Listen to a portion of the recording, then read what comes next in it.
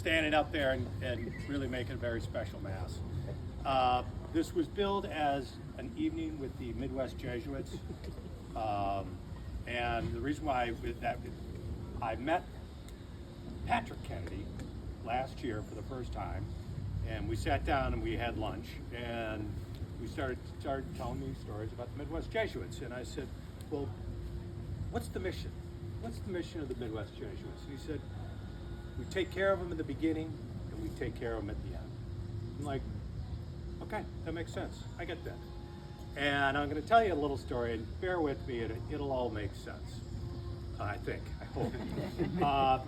40 years ago, at this moment, I was in Peru, and I was on a service trip with 6 people from Loyal Academy, 6 people from St. Ignatius, 6 people from St. Xavier in Cincinnati.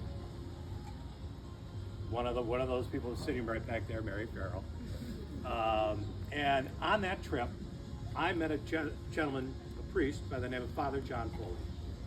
And if you've had the pleasure of meeting Father John Foley, you know instantly that you are with somebody truly special. His energy, his spirit, it's just godly. It's just, you feel so good when you interact with Father John Foley. He's actually, coincidentally, the same Father John Foley who, when he left Peru, came back here to the Midwest. He started up the Cristo Rey Network and has done extraordinary things there.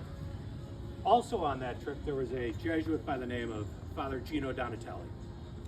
And Father Gino was pretty great. And he and I hit it off almost instantaneously. And I was talking to him one night, and we were talking about him becoming a Jesuit. And it's like, I really wanted to be a father. He goes, but I didn't have that choice, because I had this calling. And it really struck me that here was a gentleman, he goes, would have loved to have been a father, but... Like a dad father, not a father. That's why she's here. But this calling was so strong and so special that he knew that he had to become a Jesuit. Another person on that trip was another student by the name of Mark Ludke. And that's where I first met Mark, was on that trip. And on that trip, I certainly don't think we would have thought you were become a Jesuit. I guess we're not surprised. And Father, I had the privilege of seeing him take his final vows last year at St. Ignatius. And it was the year-end Mass. And Father came out onto the altar right before Mass. And the place erupted. Standing ovation.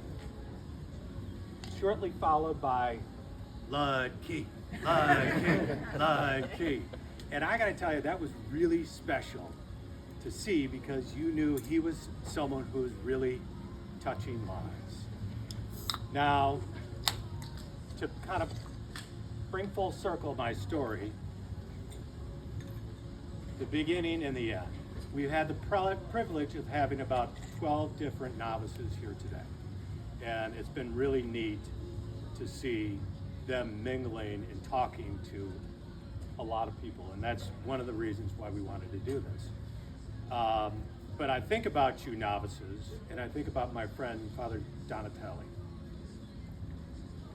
You have a calling, and it's something that's truly special. And we can't thank you enough for entering into a life of service. So we salute you. We encourage you to keep getting out there and preaching the good word. And then at the end of life, Father Mark is up in Michigan taking care of some of our elderly priests. And then one of those priests that's there is Father John Foley. So just bringing it all full circle of the beginning of the end. That's a little bit about the Midwest Jesuits for me. So I'm going to hand it over to Big Red, who